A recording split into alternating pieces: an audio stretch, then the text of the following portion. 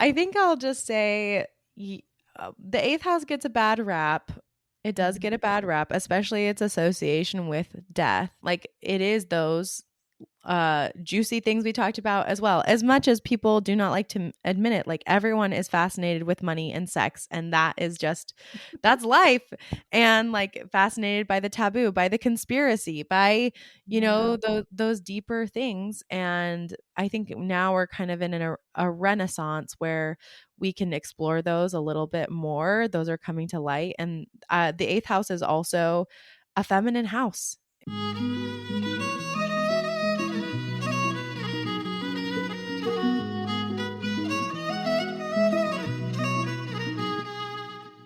Welcome to the Feminine Alchemy podcast, where we explore the truth about the feminine, the peaceful, the wild, and the visceral. I'm your host, Jan Behringer, joined by my co-hosts, Julie Dean Richards and Kayelee Rose. Each week, we explore the deep mysteries of the feminine and help listeners apply them to their daily lives in a practical way. Join us to unlock the hidden wisdoms your soul has been waiting for.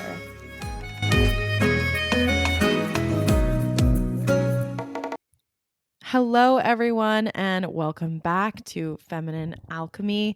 We are so excited to continue our series on astrology and help you to unlock the mysteries of the universe. So, today we are talking about the second half of the house system. So, if you have not listened to our first 3 episodes in this series, please go back and listen to them. This is the 4th one. The last episode that we did, we covered the first 6 houses. So we covered houses 1 through 6. We also covered the IC. So if you want to learn more about the IC, if you even know what that is, if you don't know what it is, then you need to learn about it. And today we will cover a lot more, starting with the Descendant. But before we begin, just so you know, Jan is out on this one. She had a lot going on with her kids today. So everybody wish her well and give her all the love and support. She has had a rough couple of weeks. So we want to just give her love. And we wanted to kind of review, as we're starting, Kayelee and I, a little bit about house systems. So do you want to talk a little bit about house systems, Kayelee? Yeah, so just a couple different types of house systems. That where we're Like, going what with are that? they? Like, what are house systems? Why do we have them? Gotcha. Examples. Okay. Yeah, so we have the house system, different house systems to help us kind of differentiate different areas of life. And so the actual houses, they don't exist out in physical space like the planets do. And even the zodiac signs, they have constellations associated with them. But the houses are more, uh, they're mathematically calculated and it's a little bit complex. And I actually took a class on it and it blew my mind. And I don't even have the capacity to explain it. But if you ever get the chance to study the math behind house systems, it's super fascinating. Anyway, there is more than one house system and they serve different functions and they have different techniques that they're associated with. And so the main house systems that we talk about on this podcast would be the Placidus house system and then the whole sign house system. And so the whole sign house system is essentially every house has a sign that it just fills the whole house. Do you want to describe that more in depth, Julie, since you know more about that system than No. I do? Yeah, it's literally just one sign per house. And so, what I wanted to say is for those of you, again, please listen to the previous episodes. But if you have not looked at a birth chart before, look at a birth chart and the pie slices that you see, you'll see that it's sliced into 12 slices. And those are the houses. Those houses are those pie slices that you see. And so, for whole sign, there is literally just one sign. Like it'll say, let's say your first house is Pisces. It'll just say Pisces, and Pisces will fill the whole first house. And then that would mean Aries would fill the whole second house, and so on and so on. But Placidus and other house systems are different. So you want to explain that, Kayelee? Yeah, absolutely. And thank you for adding that in. Oh yeah, the houses are the pie slices. I kind of jumped the gun a little bit on that one. But with the Placidus house system, where you were born becomes like even more significant. Let's see, I always mix up latitude and longitude. The latitude becomes particularly significant. And so depending on where you were born, it actually will change the size of the houses. You can have itty bitty little houses and gigantic houses. You can have houses so big that they swallow up an entire sign. That would be called an interception. But we're not going to go into interceptions right now because that's a whole other rabbit hole. That's super fascinating. But essentially, there's more variability. The houses are not all the same sizes. And you can have a sign flowing into one house and then another sign in that house, but then also flowing into the next house. There's a little bit more overlap. And some people say that the Placidus house system is really good for psychological things, for understanding the human psyche. Whereas like the whole sign house system is really great for timing techniques and probably a bunch of other things that I don't even know because it is not my area of expertise. Julie, did you want to add anything on that? No, I think I'm like, no, no. There, so evidently I do, but yes, they both have a ton of inherent value. And the Placidus system, as far as I'm aware, which is the most popular. So if you go and plug in, like you go to astro-charts or astro.com, most of the time when you get a free chart like that, it's going to be in Placidus. It just automatically populates that way because that is the modern astrology. Like that is the most popular way that we view charts. And as far as I am aware, it was invented by someone who actually had a psychology degree, was interested in human psychology. And so it is really, really great at helping us understand the human psyche, the way you're thinking, the way you are personally experiencing it from your view. Whereas whole sign is the oldest system. So that's the system that we had, as far back as we can trace so far.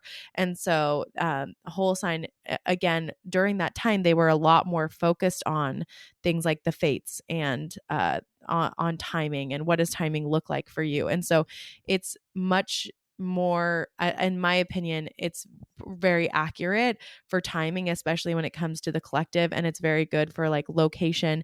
It's kind of, in my mind, whole sign is like how the universe sees you, like how you're seen from an outside perspective, where Placidus is like how you're seen from an inside perspective. I love that juxtaposition and how you described that, because like I didn't have much experience with whole sign until I started taking some courses from Kepler College, which is an astrology school, one of the premier astrology schools. And they were like, we're not going to deal with Placidus right now because it adds so many layers of complication as far as things like interceptions. We're going to just focus on whole sign. And I was like, what is this? What is going on here? Like, I don't like this chart. This is not my chart. And then as I actually studied my chart in whole sign, I started seeing how, oh, wait, this also applies to me. Like, this is just as legitimate as everything that I see and that I've experienced through my Placidus chart. And so there can be a lot of value in using both. But also, like, if you're feeling overwhelmed by astrology, I would say pick one or the other to start with. And if you want to take out some extra layers of nuance, maybe start with whole sign because it won't have interceptions and double sign cusps and stuff like that. Mm-hmm. But yeah, if you feel overwhelmed, pick a house system. Yes. And most of you will likely start with Placidus just because that is what's usually populated. And that's what you'll see when you get a free chart. But if you're interested in switching and looking at it in whole sign, like Kayelee said, if maybe it's overwhelming, whole sign, especially when we start talking about aspects, we're going to do that in another episode. When we talk about aspects and aspects patterns, whole sign is much easier. It's very easy to understand that kind of stuff in whole sign. But if you would like to switch, there's always, if you look around on the website, so I'll use astro-charts.com for an example because it's pretty and a lot of people use it. If you use that website and put in your information and you want to switch it from Placidus, because it'll automatically be Placidus, and so you'll see lots of different signs and different houses, and the pie slices will be bigger and smaller in different places. there is a settings tab. And so you can, no matter what you use, there'll be a settings tab, and look for the settings tab and then look for houses. And then you can switch it into whole sign house, or you can switch it to whatever you want, because we have only mentioned two of them, but there are lots of different kinds of house systems. They all have different use cases. There's reasons that they were invented for different things. But we use these, one, because they're the most popular, but two, because they're what we're really versed in. And honestly, they'll get you as far as you want to go. Like this is all you need to really learn astrology. So with that, why don't we start in and talk about the actual houses? Today we're talking about 7 through 12, like I mentioned before. But before we actually start talking about the seventh house, which is very fun, we're going to talk about something called the Descendant, which is an angle. And so, Kayelee, what is the Descendant and why is it important? Why are we talking about it? So I love talking about the Descendant because it's kind of neglected generally in astrology, but it's so, so important. So all the angles of a chart, they're kind of like the foundation for everything else as far as houses, especially. And so we've talked about the ascendant, and lots of people are familiar with it. And in our previous episode in this series, we talked about the IC, or the Coily. So if we're looking at things on a horizontal axis, the line that cuts the pie chart, I guess you could say, in half into top and bottom halves, one side of that is the ascendant, and the other side of that is the descendant. So essentially, the ascendant is the zodiac sign that was coming up on the horizon at the moment of your birth, and the descendant is the zodiac sign that was going down on the horizon. It was setting at the moment of your birth. And that particular sign can give you a lot of information about how you interact in close personal relationships. It can be this energy that maybe you don't feel really connected to, or you don't think you exhibit it very well, but that you attract people into your life who mirror it back to you, who teach you about it through interacting with them. And then you can start to see, oh, actually, I do have that energy. It's very real and very potent for me. Also, the descendant is, it can be abbreviated DSC or sometimes DC. So if you're looking on a chart and you're not seeing, you're like, where the heck is this descendant? Look for the abbreviation DSC or DC. But the sign that's on your descendant can also give you information about the energy that's most potent for you to heal on an energetic level. That's like your healing sign. And you can use other sign energies to heal, but for like the most foundational healing, leaning into whatever that energy is. So say it's Taurus, which actually my descendant is Taurus. For me, my healing process, psychologically, physically, whatever Lee you want to talk about, when I incorporate Taurus elements, it's so much more effective and long lasting and sustainable. And so when I involve the body, when I involve my senses, when I involve pleasure, those are all very Taurian in nature. When I incorporate those things more fully into my life or into my healing process, it's like it sinks deeper. It's a more foundational healing than when I access healing through other types of energy. So there's a little tidbit for you if you're on some sort of healing journey. Oh, I love that. I love that. I actually hadn't really thought about that in terms of the Descendant. So that's beautiful. And because when I think about the Descendant, I'm often thinking about, yeah, these are the people who come into your life. You know, this is what you attract into your life, especially because I use it so much in locational astrology. And locational astrology, if I'm trying to help you get a relationship, if you want more relationships or you're looking for a romantic relationship, I'm going to look for a descendant line, because the descendant are the people and energies that come into your life. What kind of energies coming into your life? What people are coming into your life? Who is entering? Which actually is a really perfect segue. And I do want to agree with Kayelee that the Descendant is probably the most neglected. I don't know, that or the IC, but they are the most neglected, and they're the most feminine of the Yes. two. Yep. They're the most feminine.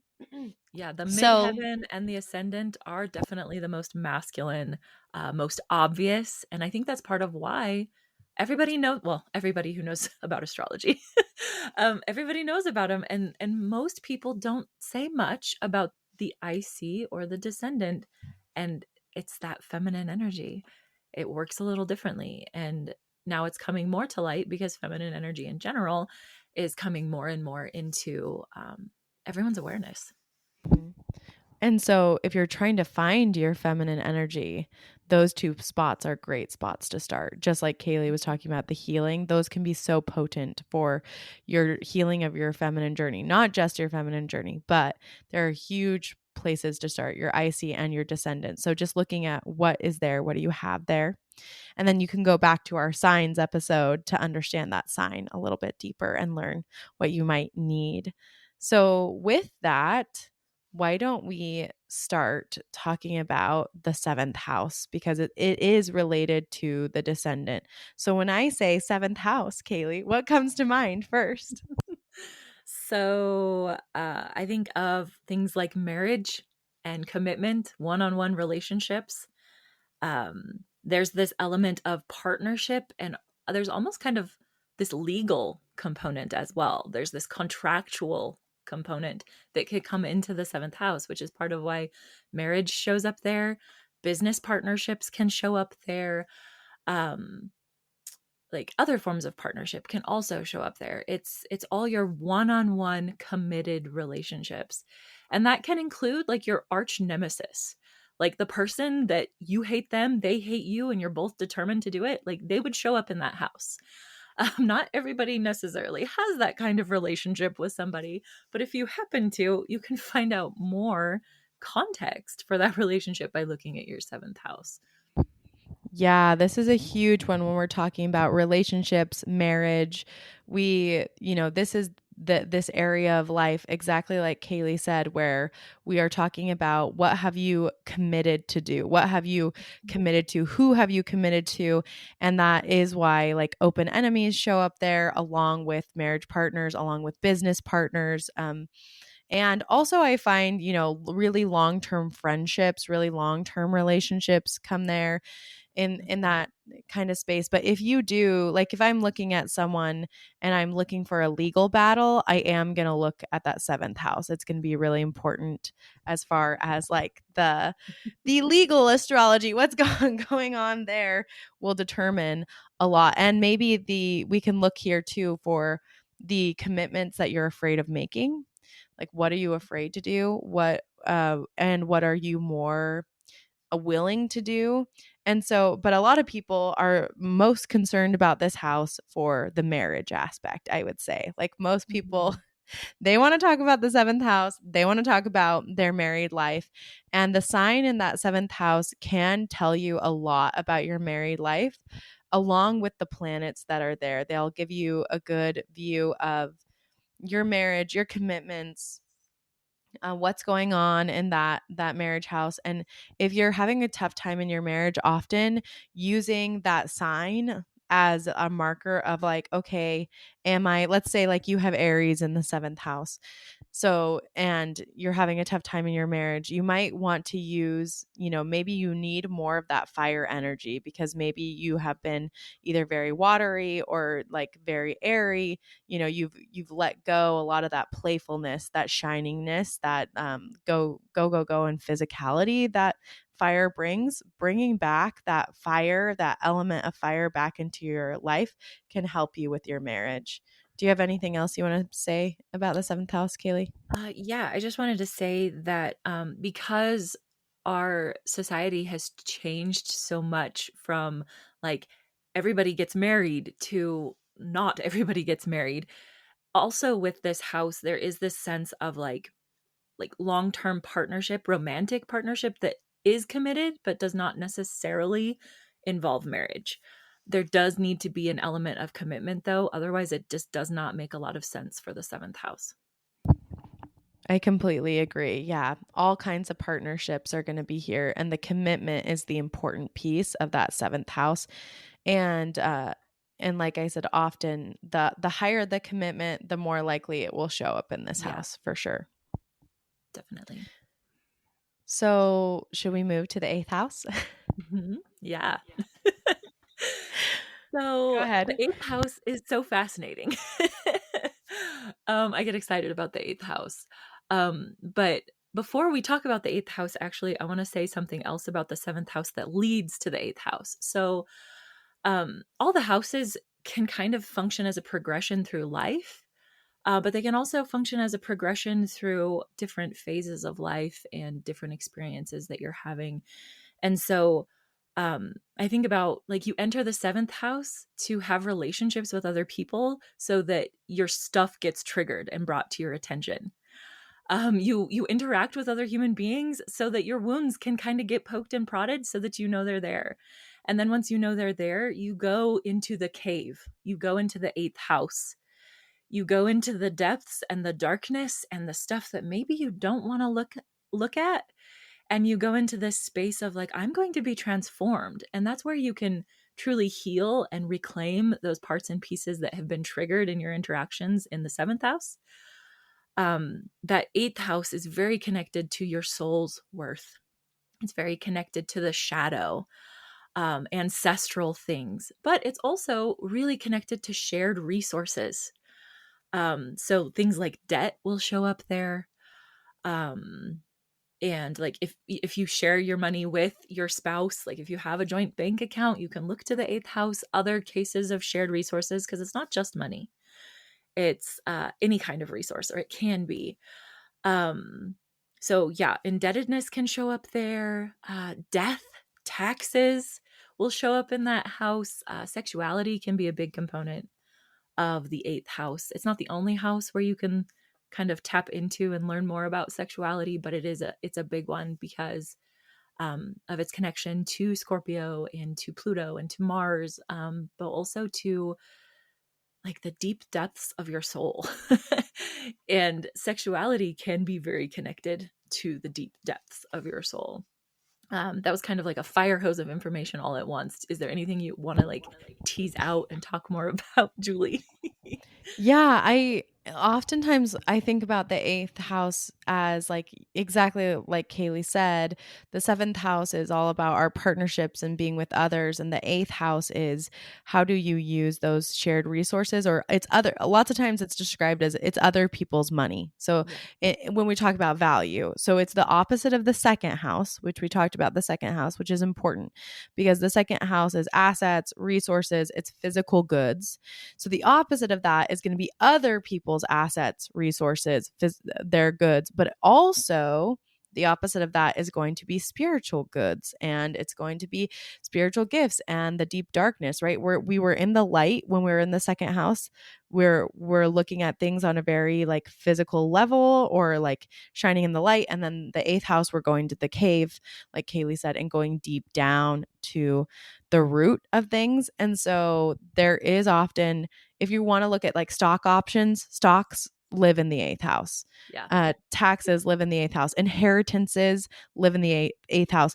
Not just physical inheritances, but also spiritual inheritances, ancestral inheritances live in the 8th house. Your deep, dark secrets, like anything you've locked in the closet, like that lives in the 8th house. And the taboo, the 8th house is all the taboo, because the second house is everything that's good and okay to talk about, that's out in the front. And the 8th house is all the things that we don't really want to, if you don't want to offend someone, don't talk about money, don't talk about like religion, money, or politics, right? Like so the 8th house is really taking a lot of those taboos, particularly money and sexuality, and death, Yes. and bringing those deeply to the forefront and making it, those are the things that we are deeply diving into. So if you have a loaded eighth house, so if you have lots of planets in the 8th house, likely there's a lot of either ancestral work you have to do. There's a lot of money stuff. I actually have seen a lot of people who have a loaded 8th house, they often work in accounting. Like that is the house of accountants. I know it sounds crazy, but that's the house of accountants. It That's makes where they sense. live because they deal with other people's money. They deal with other people's assets all the time. Um, but you also may have to deal with some taboo stuff if you have a loaded eighth house or face the dark. And you may not like facing the dark, but you may have to face the dark and the depths of the shadow. So, shall we move on to the ninth house? Oh, I didn't know. I didn't know if we were done with the eighth house is just so Yeah. juicy. It's I hard. know. I was like, we could talk about the eighth house forever and ever and ever. So that's why I was like, do we want to move on or do we want to keep talking? I think I'll just say the eighth house gets a bad rap. It does Mhm. get a bad rap, especially its association with death Yeah. in that place. And yeah, it definitely can. Like sometimes when you have a transit moving through the eighth house, someone around you may pass away. Like that is just something that may happen. Um, but it's not all bad. It really isn't. Like it is those juicy things we talked about as well. As much as people do not like to admit it, like everyone is fascinated with money and sex, and that is just that's life. And like fascinated by the taboo, by the conspiracy, by Yeah. those deeper things. And I think now we're kind of in a renaissance where we can explore those a little bit more. Those are coming to light, and the eighth house is also a feminine house. If you want to look at it that way, the number 8 is always feminine. In numerology, the number 8 has to do with money and power. So it's very fitting Mhm. for this house. And so in the eighth house, oftentimes your true power lies there. If you want to find your true power, you can find it in the eighth house. And the eighth house also does have this like hidden quality or this private quality. And so I often find people who have suns in the eighth house will be more, if your sun is in the eighth house or your moon is in the eighth house, oftentimes you'll need a certain amount of privacy, or there's like stuff that you keep really buried deep down, or like you just don't want to tell people about yourself. So that's something to look for there. But just know that you can really unlock a lot of power. There's a lot of power in the eighth house that you can tap into if you want to. Anything Yeah. you want to add, Kayelee? Yeah, actually. So I love that you brought up that power element and that like that you can find your true power in the eighth house. Because like I've mentioned this quote a couple times on the podcast.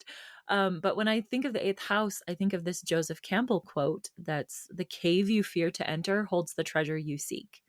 That is the eighth house. Like the thing that you most want is on the other side of the thing that you're most afraid of. And maybe it's the same thing. And that eighth house, it's the place that we go to die and be reborn. Um, and so, yeah, there can be a lot of fear elements there. There can be so much power. There's a lot of potency. It's an intense place, but it's also a very richly fertile place. Like every death is a birth. And that rebirth energy is just very much a part of that eighth house. Oh, I love that. I totally love that. Which is why, like, if you come to me, or probably if you come to Kayelee or any astrologer, and you're like, I really need a finance overhaul, like, I need to talk about money. Like, sometimes I do money magic sessions. Like, the eighth house is very important in that, in finding your personal magic and finding your personal power, and showing where's the cave you need to enter to allow that to come through, and how do you deal with your finances. So it holds so much power and beauty, and we don't need to be afraid, because it's going to give us ultimately what we truly desire, even though it's like, oh, it's like shadow work. It's like, I don't want to do Mhm. it, it's going to hurt, but then it's never as bad as we think it's going to be. So that's the eighth house. Yes. Yeah. And so we went through the seventh house, got I don't know, triggered, activated, bumped up against other people and their wounds and our own wounding. And we went into the eighth house to explore that further and to really connect with our own power, potentially. If you want to go that route, it's definitely there. But when you emerge from that cave of that depth and that intensity, you emerge into that ninth house, which has a lot to do with higher truth and learning and philosophy. Religion is there. It's a lot to do with worldview. Like, how do you view the world? And how we view the world is shaped by what we experience in the cave. Um, and there are elements of travel, but it's not like short distance travel like the third house. It's like longer distance travel, or traveling in a way that you experience another culture. Um, and let's see, there's something else I wanted to say about that house. The ninth house. Oh, in-laws. You can find your in-laws in the ninth house, and information about your relationship with your in-laws in the ninth house. Yeah, Julie, what do you want to add thus far? Oh, I love the ninth house so much. I'm a ninth house sun, so I'm really biased. I love the ninth house. But the ninth house is very much, when we talk about communication with the ninth house and this idea of higher learning, I just want to touch on this. This idea of higher learning, it can be, because the ninth house is higher learning, oftentimes it's correlated with like going to college, getting higher degrees, getting masters, whatever. That is all part of the ninth house. But higher learning is not just like secular learning or like just getting a PhD or something like that. Higher learning is also learning about higher spiritual truths, and higher learning is also doing learning for yourself that is not required. So like any learning that you're doing that is extra, that is you just wanting to go forward, that is all ninth house stuff. Because sometimes I think people think, especially if you do have a loaded ninth house, oftentimes there's this drive to, I must go get a degree. And that's not necessarily true. You don't have to go get a higher degree to fulfill that ninth house need. It's just learning things that are higher than what you have to learn, right? Like going out and experiencing. And then, like Kayelee said, the ninth house is foreign affairs, foreign travel, different countries, dealing with everything that's outside of where you natively live. That's all ninth house stuff. And I do want to say, when it comes to communication in this house, it's definitely more of like a thesis kind of communication. It is much more like, okay, so I will out myself. I have Mercury in the ninth house. This is why I talk so much. Is is because the ninth house is always going to be, the third house is always going to be short. So if you think about, the third house is like local, it's smaller travel, it's more close to the chest. Ninth house is going to be long, farther out, longer distant travel, which means more communication. It's much more booky, like book writing kind of communication. And it's much more like intelligent, or like it's more structured. I shouldn't say it's more intelligent, because you can be just as intelligent in the third house, but it's just longer, usually using bigger words, which you would never expect now that I'm saying things like thingy on this podcast with that. um but if you have that there, if you have Mercury or a lot of stuff in the ninth house, it's more likely that you might be interested in writing books. You might be the one who writes the longer text message. You might be the one who wants to have a podcast that's a long form podcast, not a short form podcast. I remember Jayanne, like when we started this podcast, because Jayanne is a Gemini and she has like a lot of third house stuff. I do too. My moon is in the third house, so I can like straddle the divide. But she was like, should we do this? Like, what are we thinking? Like 20-minute episodes, 25 minutes. I was like, oh, for sure, an hour at least. Yeah. It's like, wait a minute, there's going to be three of us, and I'm pretty sure we all can talk a lot if we get passionate about something. Some of us are a little bit more reserved initially, but we all can talk. Oh, 100%, 100%. So, the ninth house is really super lovely. It's one of my most favorites. I think people who have their sons here, it is the house of the god. So it is more spirituality, religion. It's kind of similar to, I really loved what Jan said about Sagittarius, that Sagittarius is like the adventurer, the priest, and the professor. And that's like the ninth house, because it is all about adventure and foreign lands and going places. but it's also about spirituality. It's about religion. It's about your experience with God. And it's also about teaching and writing. Like I said, if you have lots of stuff, if your midheaven is here, for sure, you're probably going to write a book one day or be a professor or something like that, because the ninth house is also about teaching and books. So anyway, now that I've said a lot. Well, just to add to that really quick, because you talked about if your midheaven's in the ninth house, just so you know, if you're using the Placidus system, like the midheaven is always the cusp. So the line between the ninth and the 10th house. It's the cusp of the 10th house. But if you're using the whole sign system, your midheaven can actually be inside the ninth house or the 10th house or the 11th. Like it can move around. So if you heard that and you're like, wait, what? My midheaven can be in the ninth house? Yes, in whole sign it can be, but Mhm. not in Placidus. Yes, very true. In whole sign, your midheaven can be anywhere from the 12th house all the way to the cusp of the 8th house. So it moves quite a bit. Maybe it can go all the way to the 7th. I've never seen that. I've seen 8th house, I've seen 12th house, midheavens, but it gives us a lot more information about what you're meant to do, what you're here to do.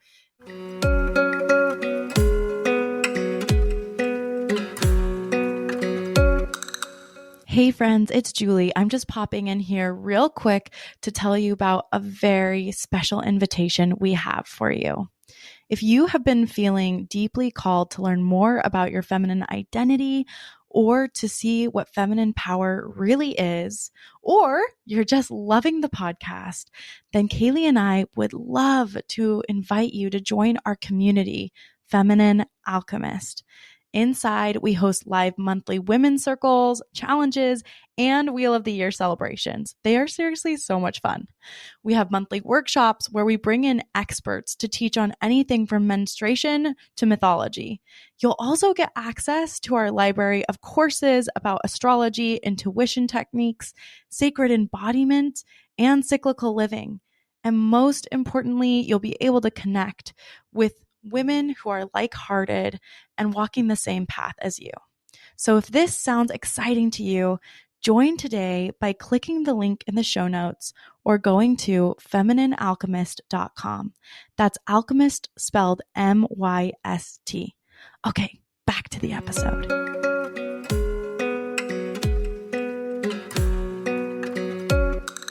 The midheaven. Well, I just feel bad because I just talked a lot, but No, please talk some more. uh, Because I've so never heard you really talk about the midheaven, so I'm super curious. oh, what I have to say about it? Yeah. Now I'm like nervous. I don't Oh know. no. Don't worry, I'm not testing you. The midheaven, you will often see abbreviated MC. So we often call it the MC. We'll call it the midheaven. It's opposite the ilium coli, which we talked about last time, the IC. Um, and so the MC is more about your reputation. So it's the much more the shining outward part of yourself that most people are going to see. Lots of people talk about the midheaven as your legacy.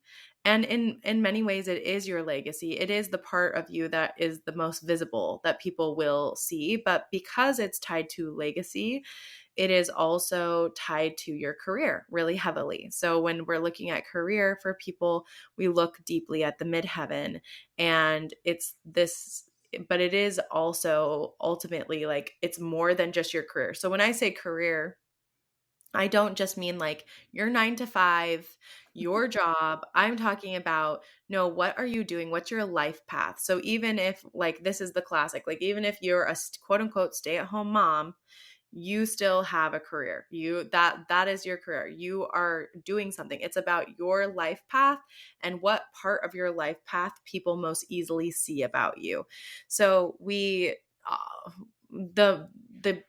a really good example of this that we often use as astrologers is looking at, famous people. Because if you look at famous people, you can see how, most people in the world will see their midheaven. Like where they're most known as their midheaven. Their reputation is with that.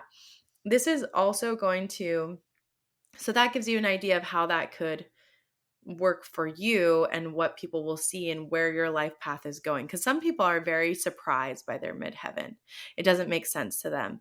And it's often because you grow into it, kind of like the North Node. You grow into this over time. You're not immediately like this. This is something that you're working on through your whole life and that you grow into. And the other thing I wanted to say is this is the most masculine part of the chart.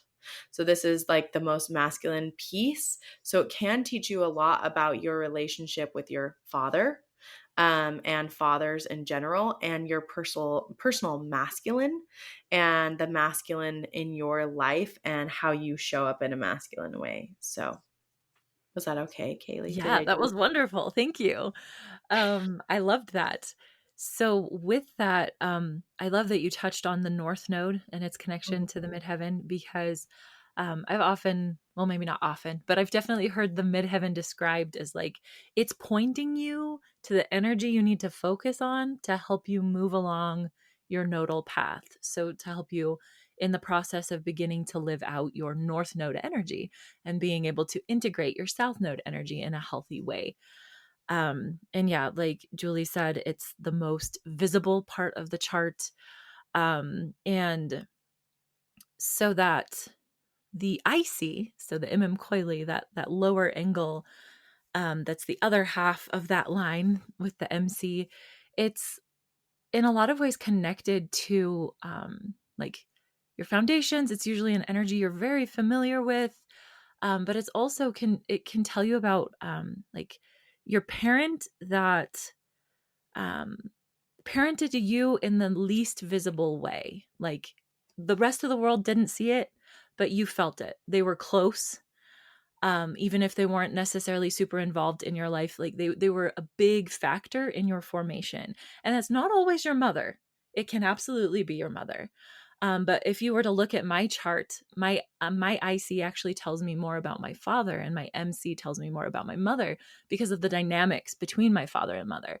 My mother was much more visible, much more out there, much more active in my life, and in a lot of ways in more masculine energy than my father, especially growing up. And so, like, that midheaven can give you more information about your relationship to your parental figure who was more out there and who maybe taught you more about how to function in the outside world. Whereas the other, the IC, it's more the parent who taught you how to function at home and in your inner world. Yeah, I think that's very, very, very well said. And I was going to say, and I think this is also, we'll get into this in the 10th house, which is coming next, but this can also teach you a little bit about like your parenting. Both of these can talk to you. I mean, they talk about your parents, but they can also teach you a little bit about your parenting. Usually we look at like the 5th house for, children, and we can look at the 10th house also for that, but the MC and the IC can help with parenting questions sometimes and how you're reflecting the energy that was given to you and kind of the legacy of your parenting. What's the part of your parenting most people see, and what's the part of your parenting least people do not see as much that's internal to you. So do you want to should we talk about the 10th house? Yeah, let's do it. So when I think of the 10th house, I think career and reputation. Like it's similar in a lot of ways to what we've described about the MC, or the midheaven, and it's the most visible part of your chart. So if you have a more vulnerable planet there, like maybe your moon, sometimes that can be kind of an intense placement for a moon, because it's like it's out there. It's out there for everybody to see. But so yeah, there's the career element, there's this legacy, like what mark am I going to leave on the world? What part of uh, this world am I going to influence? What am I going to build? What am I going to be a steward over? Like, this is my thing that I have claimed. That's very much 10th house. I totally agree. And that, like I said before, you may be surprised, but the 10th house can tell you a lot about your parenting too, and how you're doing that, how people see you. And it can have a lot to do kind of with how you're raising your children, because in our society, often our children are a reflection of our reputation, of a part of how people see us, and a part of the way that we are known is through our family and reputation. So when you're thinking about the 10th house, you also need to think about the pieces of your life that are intertwined that most people see. So that's going to be different for everybody. For most people, that's going to be their career. People will know you by, what job do you do? But for some people, it'll be by their family, by their parenting. For other people, it will be by their friendships, by their connections, which is a little bit a lot of the 11th house. But if connections are really tied up in your reputation, then that's probably going to show up in your 10th house as well. And people who have the 10th house has, because of this, kind of like Capricorn, the 10th house has this like longevity piece to it. Like it wants to be known. It wants to build something that lasts. Like Kayelee was talking about, that's the stewardship piece of the 10th house. So I do find people who have a 10th house sun, per se, or a lot of stuff going on in the 10th house, will have this relentless part of themselves that like needs to be seen, or needs to do something that lasts, needs to do something that's great. If you have, let's say, like I have Chiron in my 10th house, and that can show up a lot of different ways. But Chiron in the 10th can also be this fear of what other people think about you and your reputation, how you feel about that, fear of doing like the career you truly want to do. But they will have, the 10th house has kind of like this organized energy of like, go, do, get it done, begin. Like we have to, because it's the most masculine place. So it acts very masculine. It like is like, these are the things I'm going to do. And so oftentimes that sign that you have there, or the planets that you have there, you will spend a lot of your life trying to do those things, or like putting those things in order, or worrying about the longevity of those things because it's in that visible spot for you. So like my husband, he's a 10th house sun, and like even Kayelee was like, are you sure he's not a Capricorn? Like, are we sure about this? And it's like, because he's so like, he's task oriented, and he's forward focused, and he's focused on, he's very career minded. He's very much like, get it done, work, organize all the things. And he that's gives great career advice. He does give great career advice. And so if you have a lot of stuff there, maybe you're more focused. You're like that. You're a little more focused on your career, or being involved in people's reputations, being involved in your own reputation, and like making things happen and like doing something great, like wanting to do something great and help other people do that too. So Yay for the 10th house. yay for the 10th house. I've got nothing else I want to say about it right now.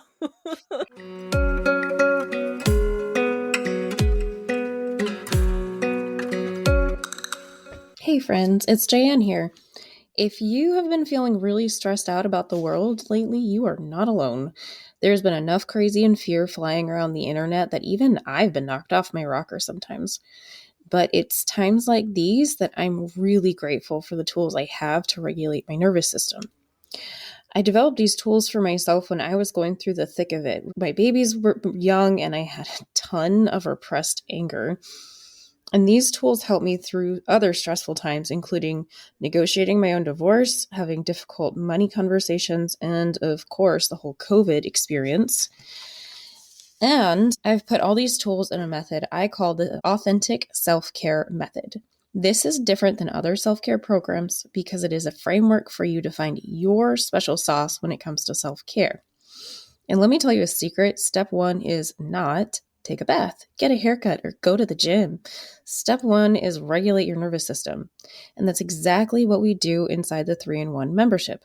This powerful program includes focused journals and meditations you can do in just a few minutes, like the fight or flight session, the hippocampus session, which rewrites your ability to see new possibilities, and the vagus nerve session, which helps you regulate your whole body in a crisis. Using these tools, members have reported feeling more empowered, more expansive, and many experience relief from actual physical pain, all for less than $2 a day. So join the 3-in-1 membership now so you can learn these tools today. The world is not going to become less crazy. The only thing you can control is how you respond to it. The 3-in-1 membership will help you do that, so click the link in the show notes to enroll today.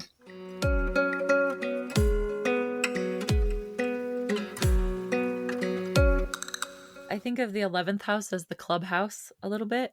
Mhm. It's like socialization and friendship, and like, what is my social circle? What social circle do I run in? Um, the internet can be a part of this house. There's a few places where the internet can show up. But because of the connecting capacity of the internet, and especially social media, I would say of all the aspects of internet, social media definitely lives in that 11th house of socialization. um like, what's your group, like who are your people?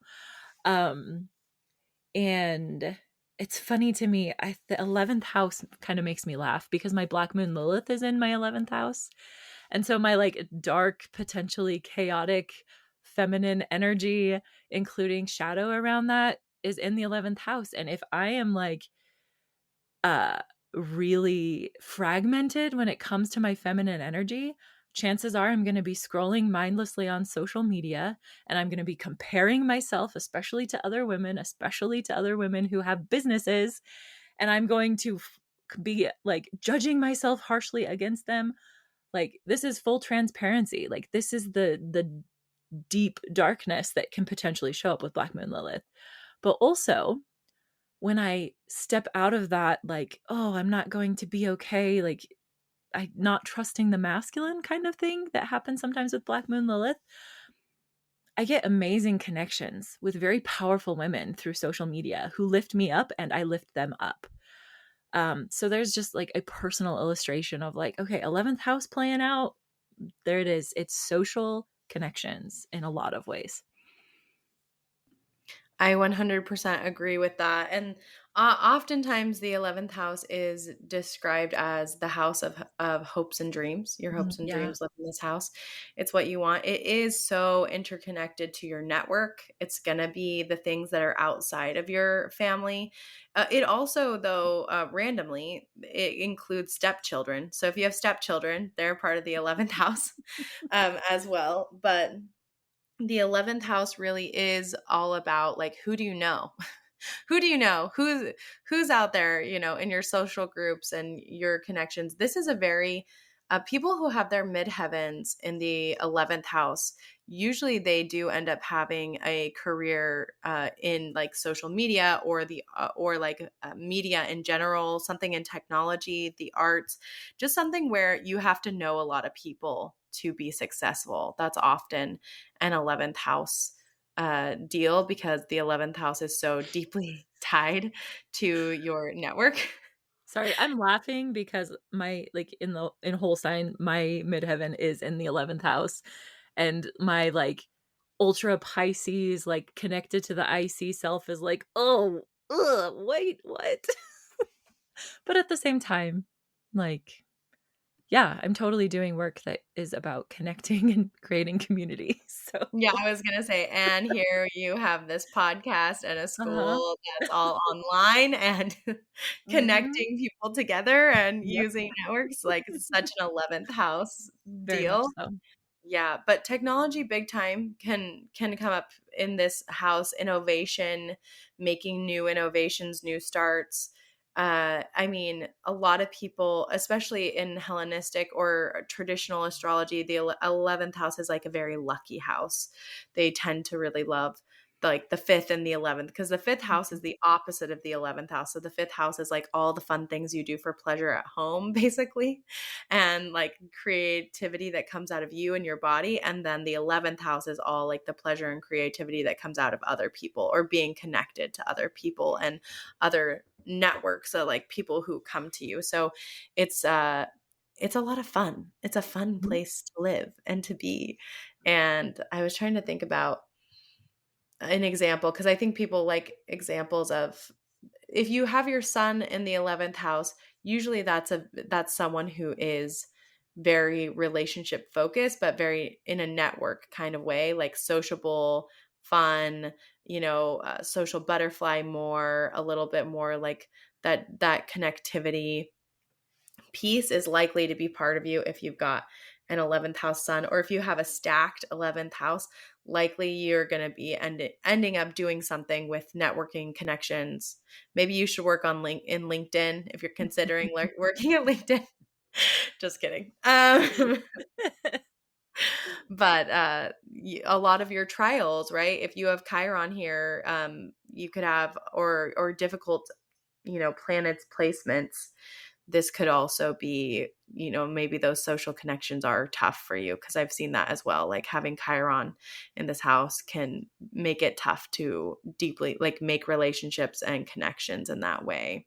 Or I have found that people, because it does really hold your dreams, I find it does have to do with people's dreams. And so sometimes you feel like you can't make your dreams come true when you have that Chiron in your 11th. But it's not true. You're going to heal it. You're going to heal it. You can be mentored by those painful experiences instead of believing that the pain means something about you. Exactly. Yes. Okay, Kayelee, there's only one house left. I know. And this is such a fascinating house, the 12th house. So the 12th house is connected to a lot of interesting things that maybe you wouldn't think of if you're not very familiar with astrology. It's got things like incarceration. Like having your freedom restricted in that way. It's got things like it's even connected to like labor and childbirth to a certain extent. But it's very connected to this sense of like spirituality and the beyond. Like what's beyond this physical sphere, what's hidden and unseen around you.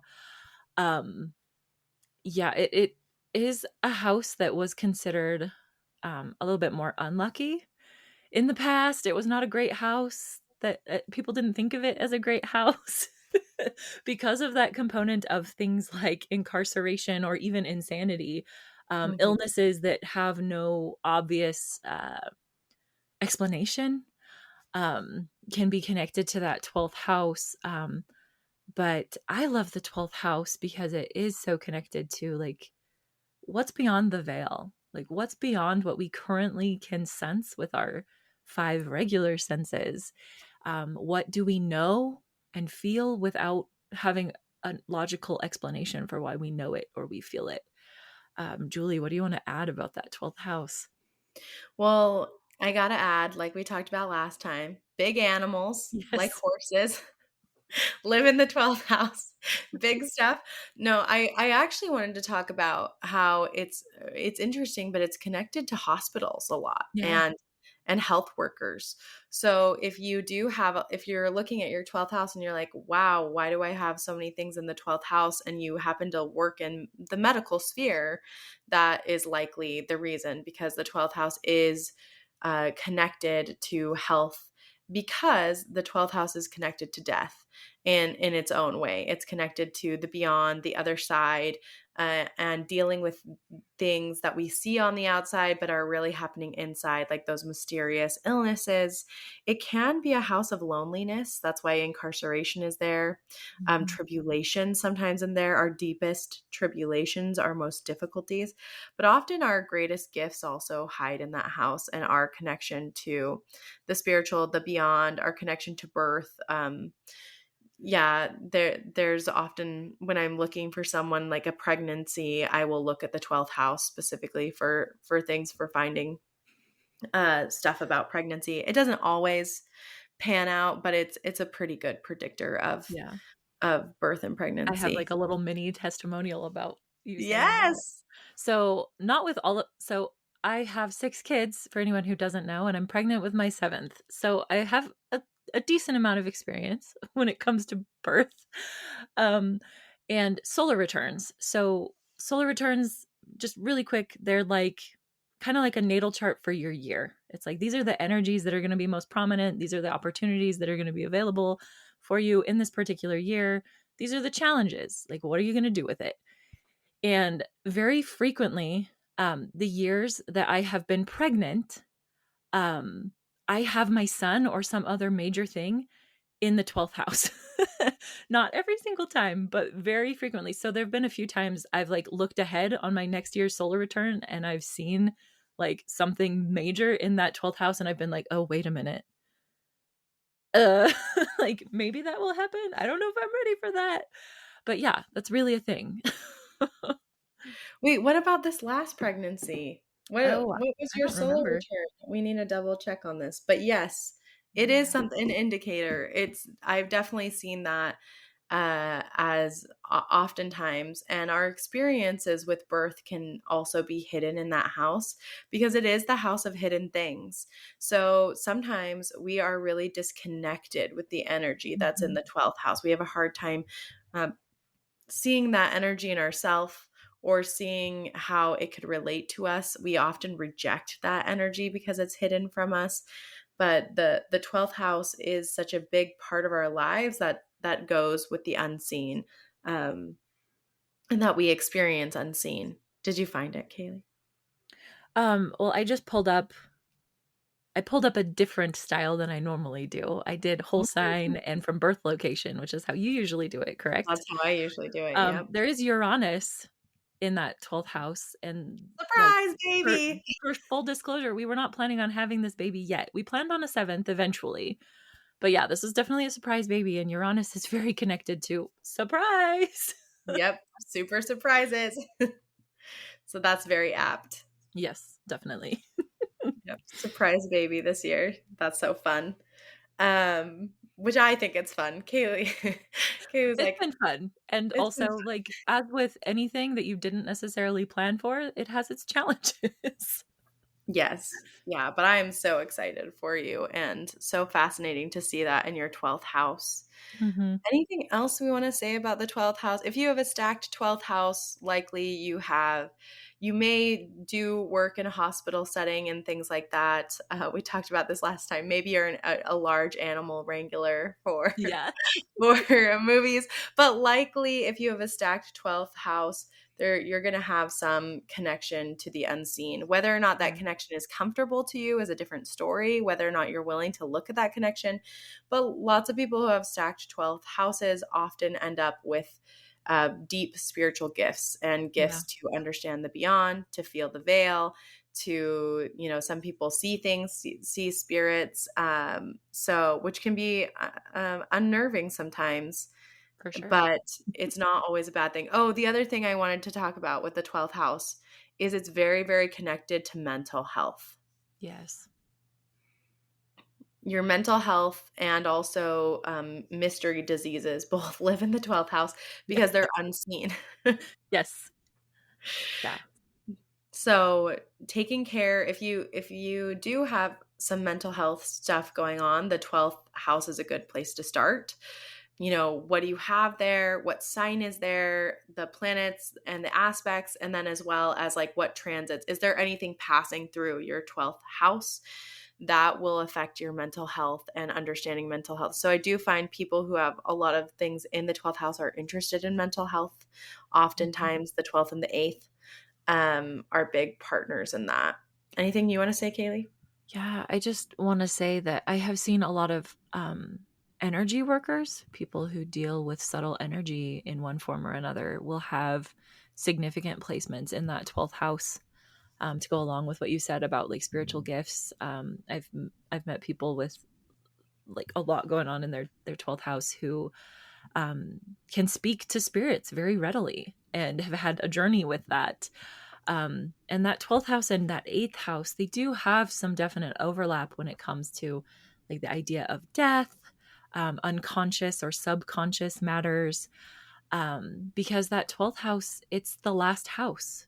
It's the house of letting go and then being reborn again in the first house, whether literally or figuratively or what have you. And then so that's that connection there of like, okay, 8th house is death and rebirth. 12th house is kind of also a little bit of death and rebirth. Mhm. Yeah, it definitely is. And I'm glad you brought up the subconscious aspect because it is the house of hidden things, the 12th Mhm. house will always be about your unconscious, right? Like the subconscious, what's going on. The eighth house does that as well. I would say the flavor is a little bit different. The eighth Yeah. house flavor of the subconscious is more aimed at wounds and like your shadow. It's much more shadow focused, and how you deal with how other people affect that, which is often where our shadow comes from, is like our interactions with other people. Whereas the 12th house is literally just everything that's in your unconscious, Yeah. all the things that are Which there. can include a lot of like imaginative power, like the power of the Yes. imagination. Dream work can show up there in that 12th house. It's a little bit lighter energy wise, probably Mhm. subconscious energy than say 8th house subconscious energy. Yeah, I agree. I definitely agree with that. Both are really powerful, Yeah. and I think they get a lot of flack. I would say the 12th and the 8th. I'm trying to think if there's any other. Sometimes the 4th house get kind of a lot of the flack, I would say, out of all the houses, but they do And the 6th. hold. Oh, the 6th. Yeah, That's the right, 6th. the 6th. Yes, the 6th. That's the other one that gets a lot of flack, but each house has a lot of beauty, including, I would say, the 12th and the 8th, and a lot of juiciness too. Like a lot of what you're searching for, just like Kayelee said, are hidden in these houses from you. Mhm. And they're often the places we don't want to look, but we need to look the most because they are those wonderful hidden pieces. And if you have your sun there, you may, I don't know, you may feel akin to Pisces a little bit in Mhm. that 12th house, as being able to see more things, see things as one, because the 12th house really does often see things as one, even though Saturn loves to be in the 12th house. But that's a story for another day. I was going to ask, as we're like wrapping up the houses, is there anything else we want to say about houses, house systems? I did think, I don't know. I think we'll have to do it in the planets when we talk about the planets. But I was like, well, should we talk about which houses are the joy of, and which Oh. of, and the detriment of each of the planets, or should we save that? Yeah, we might want to save that. Unless I don't know, the planet episode might take a lot of time. Let's wait for now. Let's wait. Okay. Yeah. I was just gonna. Unless you're feeling like really strongly about it, and I trust that because I'm like I don't know a ton actually about like joy, like all of that with like the house placements. So Okay, yeah, we can I think what we'll do is let's just give a tiny teaser about that, and okay, then we'll fill it out when we go through the planets, because we can say when we talk about each planet what house is their joy. So we'll do that. Also, to myself, I will cut all of this out. yes, yeah, I remember learning that, but it didn't stick enough in my head. So like if I had to say it, I'd be like, I don't know. Yeah, Saturn, the 12th house is Saturn's joy, which is kind of ridiculous, but he just loves tribulation. So I know. he's a Yeah. brat. He's like my main final dispositor. So Yes. him and Yes. Pluto are my final dispositors. Oh, jeez. Okay, I'm gonna restart this.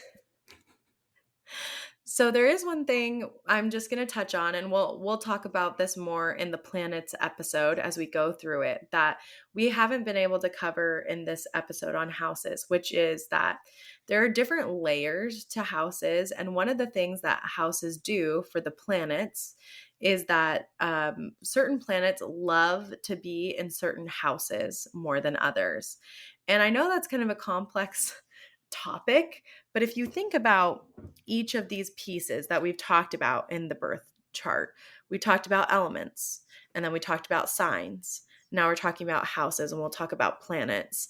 Each of them has their own kind of life to them, right? Their own quality, I would say. They all have a quality to them. And those qualities either lend themselves well to something or not well. So let me give you an example. We talked about, for example, fire liking to shine and be shiny and bright. So fire doesn't really love to be in a place where it can't shine and be bright. And so when it's in some of those lower houses, it might struggle a little bit more because it's not being as seen as readily. Or for example, the moon is a little more watery. She's softer. She doesn't always love being somewhere where it's hot and fiery. So when we stick the moon in a fire sign, sometimes that's harder for the moon. So when it comes to houses, there are times that there are better placements for planets and worse placements or more difficult placements for planets. And we're not going to go into the whole thing, but there are certain planets that find joy in certain houses. For example, Venus finds her joy in the fifth house. She loves the fifth house, which is very Venus. Venus loves to have pleasure and she loves beauty and she loves creation. So the fifth house is a great fit for Venus. So just look forward to when we talk more about the planets. We'll be letting you know a little bit more about their connections to these different houses and signs. Is there anything you want to add, Kayelee? Anything else we should talk about houses at the end of this episode? No, like it actually feels really complete to me, which I was a little surprised. Yeah, I think so. I think we wrapped that up pretty well. So we went all the way from, just as a reminder, the first house being the birth and then the 12th house being the death and that kind of life cycle throughout our lives. So there's so much more we could always talk about with each individual house, and maybe we'll have more episodes on them later. But hopefully this is a great start for you to start understanding the way astrology works, how the houses work, and how they are connected.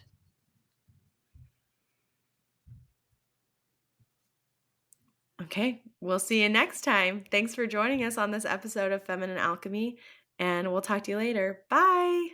Bye. Thanks so much for listening. I hope you enjoyed this episode as much as we did. Please make sure to give us a 5-star rating wherever you are listening and share with someone you know. See you next week.